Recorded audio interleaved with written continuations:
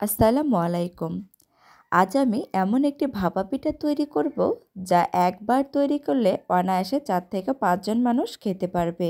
এটি তৈরি করাও যেমন সহজ, খেতেও কিন্তু ভীষণ মজার। চলেন তাহলে তৈরি করে নেওয়া যাক। তার জন্য আমি একটি মিক্সিং বোলে দিয়ে দিব 2 কাপ শুকনো চালের গুঁড়ো। আমি এখানে শুকনো চালের গুঁড়োটা নিয়ে নিছি। আপনারা চাইলে ভেজা চালের গুঁড়োটাও নিতে পারেন। দিয়ে দিব স্বাদ মতো লবণ। আর দিয়ে দিব জাল করে রাখা 2 কাপ দুধ। আমার এখানে 2 কাপ লিকুইড দুধ লাগবে। আমি দুধটাকে দিয়ে একটি হ্যান্ড উইক্সের সাহায্যে চালের গুঁড়া আর দুধটা ভালো করে মিক্সড করে নিয়ে নিব। এটাকে অবশ্যই ভালো করে মিক্সড করে নিতে হবে। এটা আমার ভালোভাবে মিক্সড করা হয়ে গেলে এখন আমি একটি ঢাকনা দিয়ে এটাকে রেস্টে রেখে দেব 5 মিনিটের জন্য। এখন আমি ভাপা পিঠার একটি পুর তৈরি করে নিয়ে নিব। তার জন্য একটি প্যানে দিয়ে দিব 1/3 কাপ নারকেল আর দিয়ে দিব 1/3 কাপ খেজুরের গুড়। নারকেল আর এই গুড়টাকে আমি ভালোভাবে মিক্সড করে নিয়ে নেব। খেজুরের গুড়টা যতক্ষণ পর্যন্ত ভালোভাবে গলে না যাচ্ছে আর নারকেলের সাথে মিক্সড না হচ্ছে ততক্ষণ পর্যন্ত আমি নাড়াচাড়া করে জাল করে নিয়ে নেব। গুড়টা আমার নারকেলের সাথে ভালোভাবে মিক্সড হয়ে গেছে। এখন আমি এটিকে নামিয়ে নিয়ে নিব। আমি যে চালের গুঁড়ার বেটারটা রেস্টে রেখেছিলাম সেটি ঢাকনা খুলে নিয়ে একটি চামচের সাহায্যে এর ঘনত্বটা আপনাদের দেখিয়ে দিব। এর ঘনত্বটা ঠিক এই রকম হয়ে আসবে।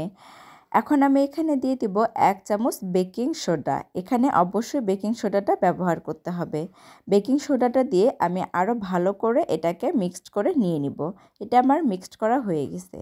এখন আমি এখানে একটি ছোট প্লেট অথবা একটি বাটি নিয়ে নিছি। এই প্লেটে আমি দিয়ে দেব 1 চামচ তেল। তেলটাকে আমি ভালো করে ব্রাশ করে নিয়ে নেব।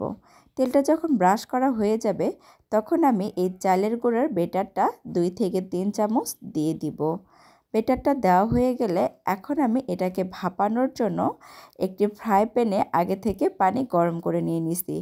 এখানে আমি একটি স্ট্যান্ড ব্যবহার করেছি। আমি সেই স্ট্যান্ডের উপর এই প্লেটটি দিয়ে দিব। এখন আমি ঢাকনা দিয়ে ঢেকে এটাকে ভাপ দিয়ে নেব 3 থেকে 4 মিনিট। আমি ঢাকনাটা খুলে নিয়ে নেব 3 থেকে 4 মিনিট পর। আমার এই চালের গুঁড়োর বেটারটা ভালোভাবে সিদ্ধ হয়ে গেছে আর একটু ফুলে উঠেছে। এখন আমি তৈরি করে রাখা এই নারিকেলের পুরটা দিয়ে দিব। এটাকে 3 থেকে 4 মিনিট ভাপ দিয়ে নিলেই কিন্তু ভালোভাবে সিদ্ধ হয়ে আসবে। তখনই এই নারিকেলের পুরটা দিয়ে দিতে হবে। নারিকেলের পুরটা আমার দেওয়া হয়ে গেলে এখন আমি দিয়ে দিব কেটে রাখা মোরব্বা। আমি এখানে একটু টেস্ট বাড়ানোর জন্য মোরব্বাটা দিয়ে দিলাম। মোরব্বাটা দিলে খেতে কিন্তু ভীষণ ভালো লাগবে। এখন আমি যে চালের গুঁড়োর বেটারটা ছিল সেটিকে আবারও দিয়ে দিব।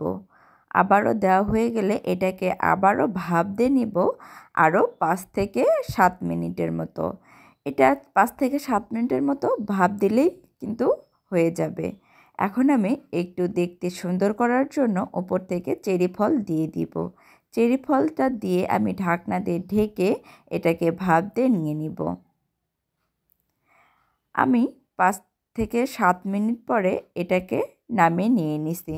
এটা অনেকটা ফুলে উঠেছে আর ভিতর থেকে সিদ্ধ হয়ে আসছে। এখন আমি একটি ছুরি দিয়ে চারপাশ থেকে কেটে নিয়ে নিচ্ছি। এখন আমি এই ভাপা পিঠাকে একটি প্লেটে নামিয়ে নিয়ে নেব। প্লেটে নামানো হয়ে গেলে আমি একটি ছুরির সাহায্যে কেটে আপনাদের দেখিয়ে দিচ্ছি। এই ভাপা পিঠাটা আপনারা একবার হলেও বাসায় ট্রাই করে দেখবেন। কম সময়ে এবং কম উপকরণে এই পিঠাটি ঝটপট তৈরি করে নেওয়া যায়।